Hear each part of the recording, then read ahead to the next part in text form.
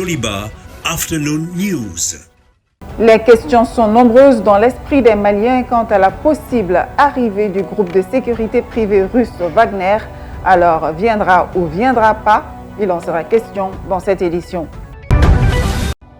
Le Conseil national des bureaux de placement payants et entreprises de travail temporaire CONABEM a tenu ce jeudi 16 septembre 2021 son assemblée générale ordinaire. Plus de détails à suivre. Et dans la page culture, nous recevons comme invité le super biton de Ségou. Mesdames et messieurs, bienvenue dans ce Joliba Afternoon News. Cela fait 100 jours que l'ancien président du comité stratégique du AM5 RFP, le Dr Shogel Kokala Maïga, a été nommé Premier ministre. 3 mois et 10 jours après sa nomination à la tête de la primature, l'avis des citoyens reste partagé à propos de son bilan. Aminata Traoré et Bakoroba Niaré ont tendu leur micro à certains citoyens suivant leur reportage. Après les 100 jours de gestion de la primature du Dr Shogel Kokala Maïga, Nadjala Keïta estime que les réalisations du Premier ministre ne sont pas à hauteur des souhaits. C'est un Premier ministre, comme beaucoup d'autres Premiers ministres dans les temps, qui parle trop, mais on ne voit pas de concret, des réalisations concrètes. Contrairement à son prédécesseur Aboubakar Banizan, affirme que les choses évoluent progressivement depuis la venue de Shogel. Les 100 jours du Premier ministre Shogel Kokala Maïga ont été marqués surtout par de nombreuses constatations quant à sa gouvernance. Et aujourd'hui, il est dommage de constater qu'au moment où nous commençons à avoir un gouvernant capable vraiment de mener la lutte contre la corruption, capable vraiment d'engager en tout cas le processus d'un Mali courant et que des Maliens en tout cas qui sont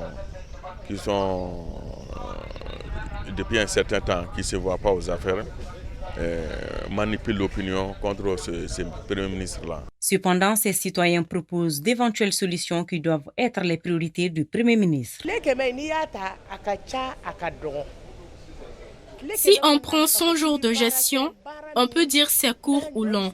Vraiment, en termes de réalisation, c'est pas évident. Ce que je demande à cette transition, c'est de tout mettre en œuvre pour assurer la sécurité des populations et aussi lutter contre la vie chère. Il est temps vraiment que nos plus hautes autorités, quand elles décident quelque chose, que ça soit concrétisé, que le peuple soit protégé. Il faut voir le niveau de la sécurité aujourd'hui. C'est tout à fait incompréhensible. Et voir aussi la vie chère. Selon certains observateurs, compte tenu de la radicalisation progressive d'une opposition politique qui est contre tout et l'absence de dialogue, la conduite de la transition se déroule tant bien que mal sur fond d'insécurité en nette progression dans le pays. L'actualité, c'est aussi Wagner. Le Mali est en négociation avec le groupe de sécurité privé russe Wagner. Une information confirmée par le colonel Sadio Kamara, le ministre de la Défense. Selon lui, les pourparlers sont en cours, mais aucun accord n'a pour l'instant été signé. Une démarche qui ne plaît pas à la France. Elle menace de se retirer en cas d'accord. Aruna Saliakone revient sur cette affaire qui fait polémique. Bamako en passe de signer un accord avec la société Wagner. Une information que Paris digère mal. C'est l'agence Reuters qui est sortie avec l'information. Les autorités maliennes sont en négociation avancée. Elles sont proches de conclure un accord avec Wagner. Le dit accord porte selon les mêmes sources sur l'envoi au Mali d'1 millier de mercenaires russes. Des mercenaires qui vont combattre aux côtés des femmes et contribuer à leur formation. Un engagement qui coûterait au Mali environ 6 milliards de francs CFA par mois. Ainsi, la France menace de quitter si les mercenaires russes viennent au Mali. Le mardi dernier, devant la commission des affaires étrangères de l'Assemblée nationale française, le chef de la diplomatie française, Jean-Yves Le Drian, affirme qu'une implication de la société privée russe Wagner au Mali serait incompatible avec le maintien d'une force française. Dans la même veine, la ministre française des Armées Florence Parly indique que ce partenariat avec la Russie est absolument inconciliable et incompatible avec la présence française au Mali. Du côté malien, le ministre malien de la Défense, le colonel Sadio Kamara, confirme que le Mali mène des pourparlers avec cette société russe. La démarche qui s'inscrit dans le cadre de la diversification de ses relations pour assurer la sécurité du pays. Mais il assure que rien n'a pour l'instant été signé avec Wagner. En outre, Depuis plusieurs mois, des manifestations anti-présence militaire française sont fréquemment organisées à Bamako. Les manifestants fustigent la durée de l'opération Barkhane et son manque de résultats. Ils ont toujours plaidé pour une implication de la Russie dans cette lutte contre le terrorisme. Par ailleurs, Adnan Abou Walid al-Sahraoui, le chef de l'État islamique au Grand Sahara, l'EIGS, a été tué par une frappe de Barkhane il y a quelques semaines, selon le président français. L'annonce est faite des semaines après l'attaque et au moment où le Mali est en négociation avec Wagner pour une intervention militaire. Un calendrier curieux et étonnant. Alors, viendra ou viendra pas, la suspicion est de taille dans l'esprit des Maliens. En effet, depuis quelques jours, comme je vous le disais tout à l'heure, les rumeurs courent sur cette supposée arrivée de soldats russes de la société Wagner sur le territoire national. Entre espoir et méfiance, les avis sont mitigés, suivant le reportage de Aïssata Traoré et de Bakoroba Nyari. Selon certaines indiscrétions du côté des hauts militaires gradés, rien n'a encore conclu avec la société Wagner. L'heure est d'abord au pourparlers avec les paramilitaires russes. Pour ces sexagénaires, l'arrivée des soldats russes au Mali est salvatrice parce que le peuple a trop souffert de l'invasion des groupes terroristes. Je pense que si c'est l'arrivée des soldats qui peut sauver le Mali, qu'il en soit ainsi. Les Russes sont les premiers partenaires du Mali en matière de défense. Vraiment, mon souhait est que cette arrivée ne tarde plus. Si la France veut rentrer parce que les Russes veulent venir au Mali, les Maliens eux-mêmes savent où se trouve leur salut. À la question de savoir si l'arrivée des soldats est-elle nécessaire, Mamadou Niaré leur apporte son soutien total.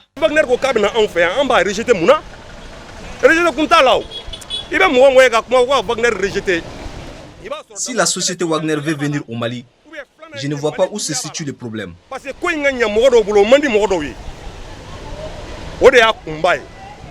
Je trouve que ceux qui rejettent cette coopération militaire ignorent les bien fondés ou sont contre les intérêts du Mali.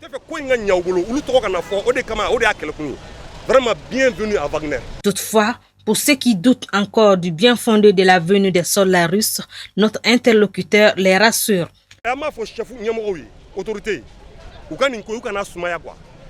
Aux autorités maliennes, nous leur demandons de ne plus retarder la venue des soldats russes pour le bonheur du Mali. À la différence de ses prédécesseurs, ce jeune chauffeur de taxi s'inquiète et émet des doutes. Je suis sceptique à l'arrivée des mercenaires russes parce que les Occidentaux n'ont que des intérêts. Je préfère qu'on reste avec l'armée française pour évoluer. Selon certains observateurs, si cette coopération militaire entre la société Wagner et les autorités maliennes se confirme, cela pourrait fortement remettre en cause l'engagement de l'armée française qui se bat aux côtés des soldats maliens depuis plusieurs années. La France, qui, faut-il le rappeler, a récemment annoncé une réduction de son effectif militaire évoluant dans ce pays du Sahel. Après ce chapitre, parlons d'autre chose. Le Conseil national des bureaux de placement payants et entreprises de travail temporaire, CONABEM, a tenu ce jeudi 16 septembre 2021 son assemblée générale ordinaire. Objectif, procéder au renouvellement de ces organes. Reportage El Hadji Malik Guitey. C'est l'ère du bilan au CONABEM, le Conseil national des bureaux de placement payants et entreprises de travail temporaire du Mali. Après 10 mandats, le bureau sortant a tenu ce jeudi 16 septembre 2021 l'Assemblée générale ordinaire en vue du renouvellement de ses organes. C'était au Conseil national du patronat du Mali, CNPM. L'exercice auquel vous allez vous prêter tout à l'heure, à savoir l'examen et l'adoption des différents rapports de l'année dernière, est un devoir que vous avez vis-à-vis de vos membres, car leur permettra d'avoir les informations sur toutes les actions que vous avez entreprises à leur nom. Ainsi, le président du bureau sortant, très satisfait des résultats, est revenu sur les acquis des 2 derniers mandats. Mais l'essentiel, nous pouvons retenir que le CONABEM de 15 membres aujourd'hui à 58 membres. Il y a une évolution considérable. Deuxièmement, nous avons un siège qui est équipé et qui est fonctionnel. Troisièmement, les réunions qui étaient tenues de façon mensuelle, maintenant se tiennent de façon hebdomadaire. Et cela sans discontinuer pendant les 2 mandats successifs. Mais qu'à cela ne tienne, le président sortant Boubacar Toutou Kanté déplore certaines insuffisances.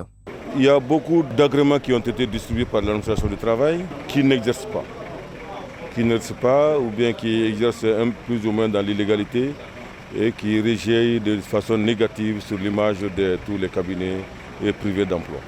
À l'issue de la journée, un nouveau bureau composé de 13 membres a été élu. Ils auront désormais la lourde tâche de combler les insuffisances du CONABEM. Parmi les acquis, il y a déjà l'état des lieux, faire l'état des lieux de tous les membres du CONABEM. Comme vous l'avez aussi remarqué, il y a beaucoup d'insuffisances. Ce sont ces insuffisances qu'on va identifier pour chercher à les combler.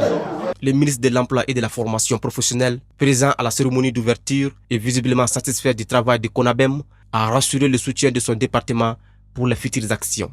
Les 2 présidents, je vous assure que mon département va vous accompagner. Et séance tenante,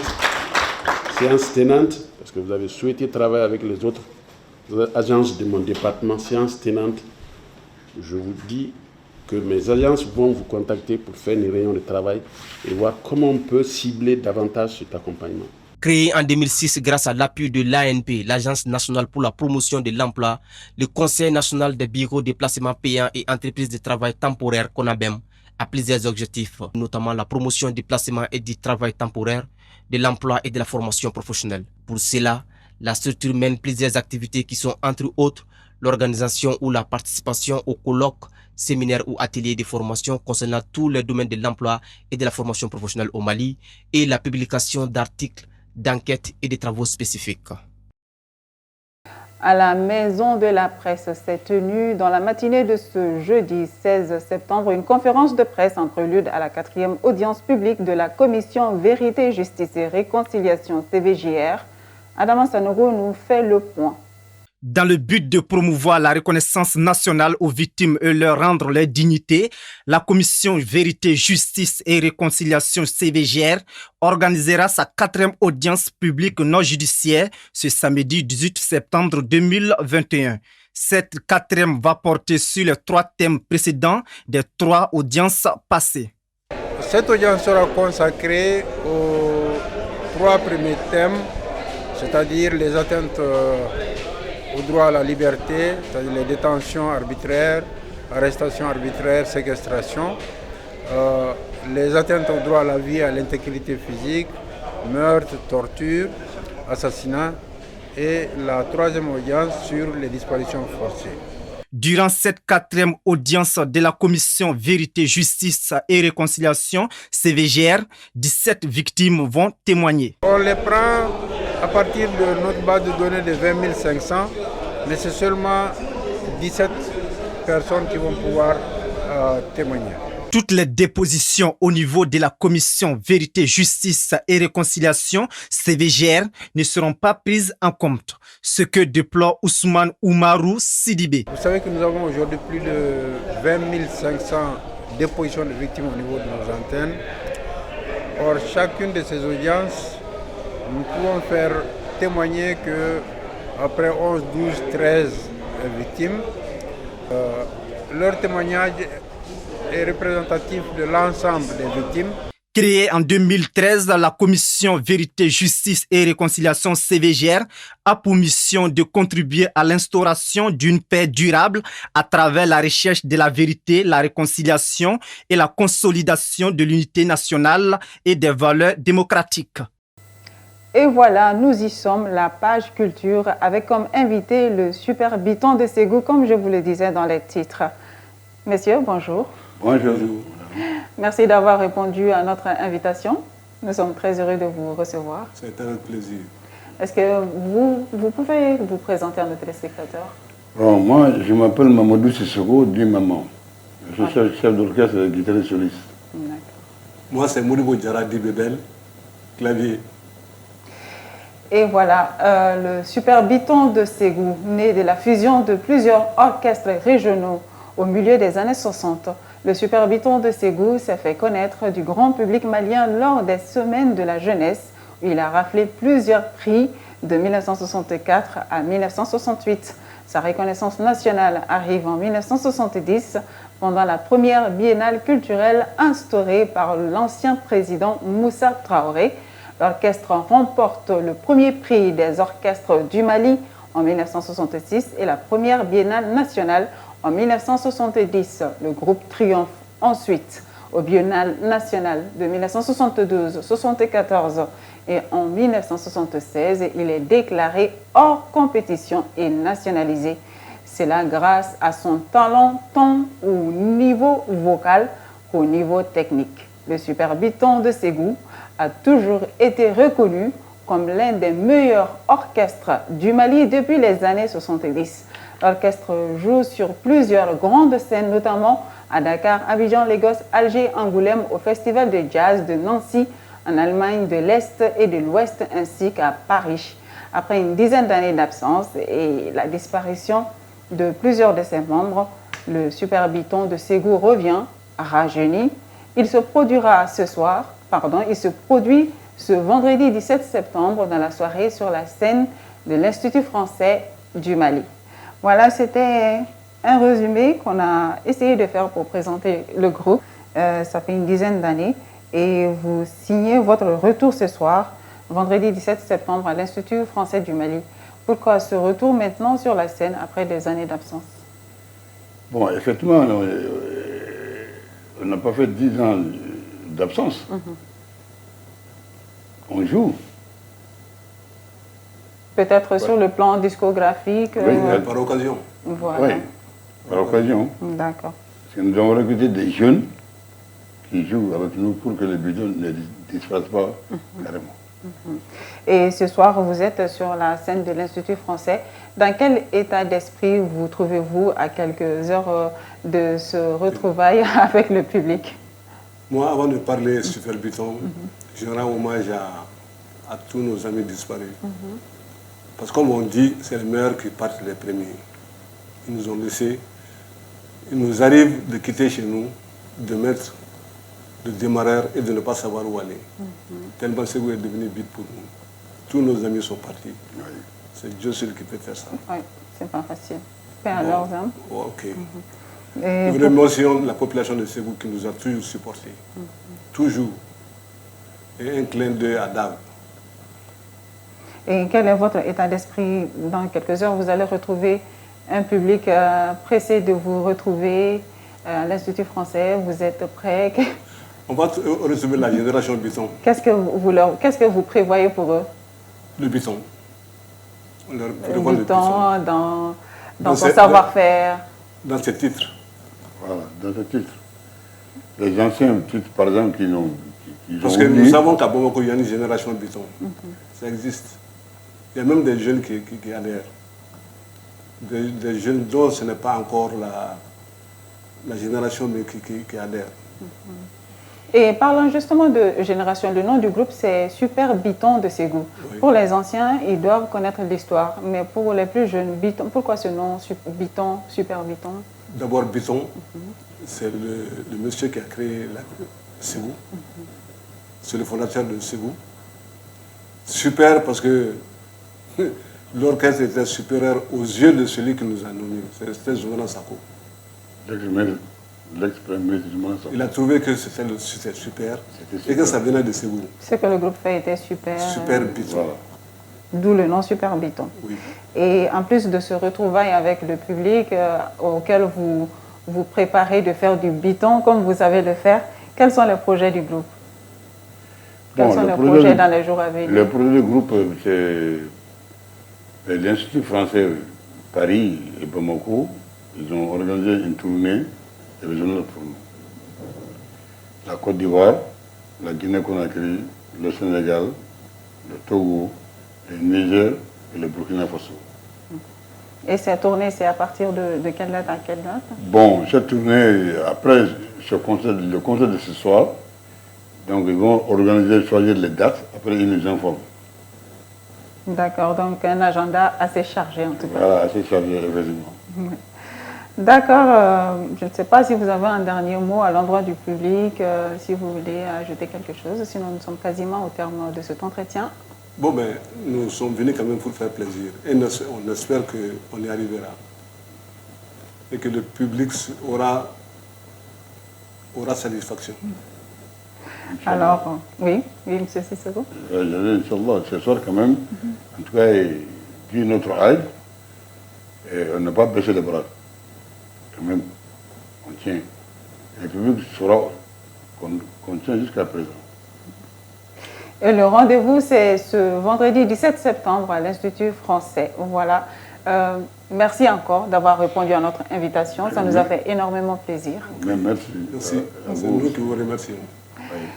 Et c'est la fin de cet entretien avec le super biton de Ségou. Et nous allons poursuivre ce journal avec l'image du jour consacrée à l'Arc de Triomphe. L'installation monumentale L'Arc de Triomphe empaqueté est inaugurée sur le monument Place de l'Étoile Charles de Gaulle à Paris ce samedi 18 septembre 2021. Visible pendant 16 jours du samedi 18 septembre au dimanche 3 octobre 2021, un voile plissé de couleur argent bleuté de 25 000 m² recyclables ainsi que 3 000 mètres de corde rouge recouvrent entièrement l'arc symbolique de la nation. L'espace sous l'arc de triomphe où l'on trouve la tombe du soldat inconnu et où brûle en permanence la flamme de la nation est réservé de l'œuvre de Christo. Après avoir recouvert entièrement le Pont Neuf en 1985, l'équipe de l'artiste plasticien bulgare, mort le 31 mai 2020 à l'âge de 84 ans, s'est attaquée à l'emblématique Arc de Triomphe cet automne 2021. Le projet de l'Arc de Triomphe emballé remonte déjà aux années 60 lorsque Christophe formait un couple avec Jeanne-Claude Dénat de Guilébon, son alter ego décédé en 2009 des suites d'une rupture d'anévrisme. Un photomontage avec l'Arc de Triomphe empaqueté avait été réalisé de leurs mains en 1962, mais on n'a pas obtenu l'autorisation de réaliser ce projet, avait alors expliqué Christo à France Inter. Après près de 60 ans plus tard, ce projet sera concrétisé. Durant toute la période, l'œuvre sera visible pendant la durée des travaux d'installation, avait annoncé le Centre des Monuments Nationaux. Le projet a nécessité l'intervention d'une quarantaine d'alpinistes. Le couple d'artistes contemporains avait commencé ensemble à emballer les objets, les monuments et les paysages.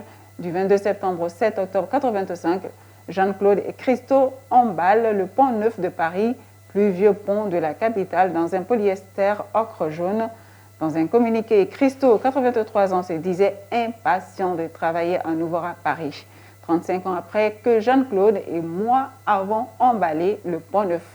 Paris deviendra la seule ville du monde où Christo aura œuvré 2 fois. Et maintenant, voici l'actualité hors de nos frontières avec Aminata Traoré. Des images diffusées par la télévision nord-coréenne KCTV jeudi montrent l'essai par la Corée du Nord et Sud qui ont procédé tous deux mercredi à des tirs de missiles dans ce qui ressemble à une véritable course de l'armement entre ces deux pays toujours techniquement en guerre. Des systèmes de lancement de missiles à bord d'un train mercredi, les missiles balistiques ont volé sur environ 800 km et ont atteint une cible en mer de l'Est. Le lancement de 2 missiles balistiques nord-coréens vers la mer a été suivi quelques heures après par celui d'un missile balistique depuis un sous-marin par la Corée du Sud supervisé par le président Moon Jae-in. La Corée du Sud est ainsi devenue le 7e pays au monde à disposer de cette technologie de pointe, une avancée stratégique importante pour Séoul qui lui donne une longueur d'avance sur son voisin du Nord. Les États-Unis ont condamné le tir nord-coréen effectué en violation de plusieurs résolutions du Conseil de sécurité de l'ONU et qui représente une menace pour les voisins. Mais ils ont aussi réaffirmé leur appel au dialogue, resté jusqu'ici sans réponse de la part de Pyongyang depuis l'arrivée du président Joe Biden à la Maison-Blanche en janvier. Par ailleurs, le Conseil de sécurité de l'ONU a ainsi annoncé une réunion d'urgence mercredi sur ces tirs dans la péninsule coréenne, qui se tiendra à huis clos de manière informelle.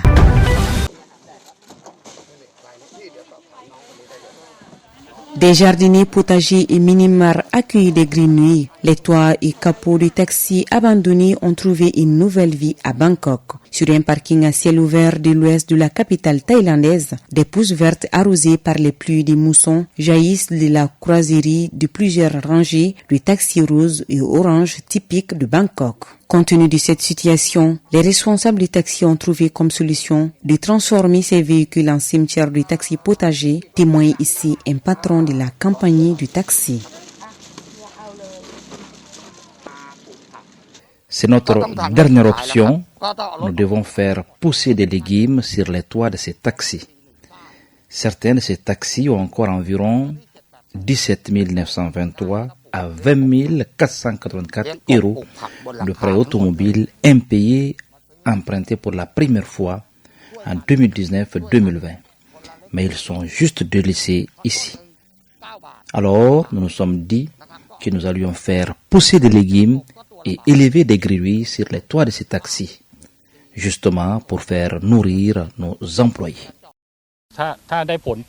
Lorsque ces légumes sont mûrs, les employés du garage peuvent venir les chercher et les manger pour le déjeuner et en ramener certains à la maison pour le dîner.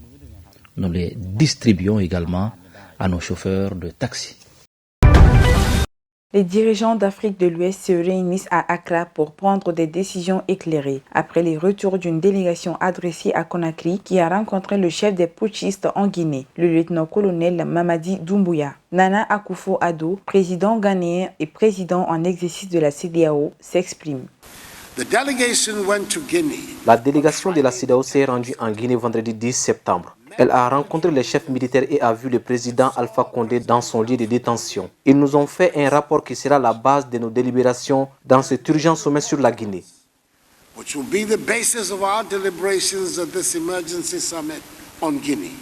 Les dirigeants de l'Afrique de l'Ouest discutaient jeudi de la future transition en Guinée après les putsch contre le président Alpha Condé et des mesures à prendre pour favoriser le rétablissement d'un pouvoir civil, sans écarter a priori d'éventuelles sanctions. La communauté économique des États d'Afrique de l'Ouest, CEDEAO, a déjà suspendu la semaine dernière la Guinée de ses instances et dépêché le 10 septembre à Conakry une mission qui a pu rencontrer le chef des putschistes, le lieutenant-colonel Mamadi Doumbouya, ainsi que Alpha Condé, 83 ans, renversé et arrêté 5 jours auparavant. Au même moment, s'était née à Conakry la 3e des 4 journées de concertation nationale. La ministre ghanéenne des Affaires étrangères Shirley Ayorkor, qui a dirigé la mission à Conakry, a souligné mercredi que les putschistes n'étaient pas encore en mesure de fixer un calendrier pour la transition vers une restitution du pouvoir des dirigeants civils élus. Je ne dis pas que des sanctions seront imposées, mais cela peut arriver,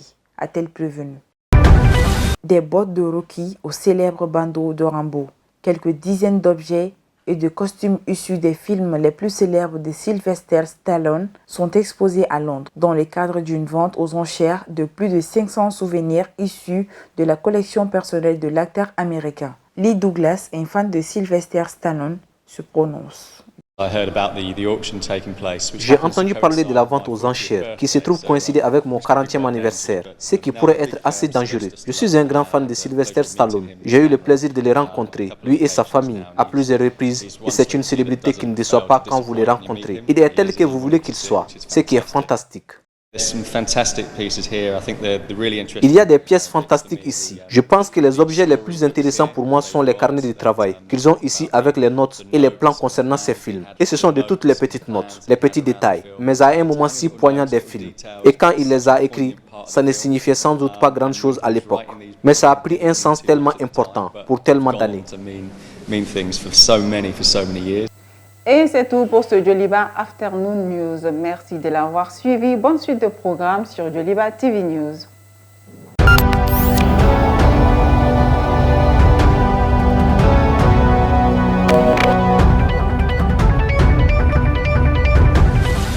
Joliba Afternoon News.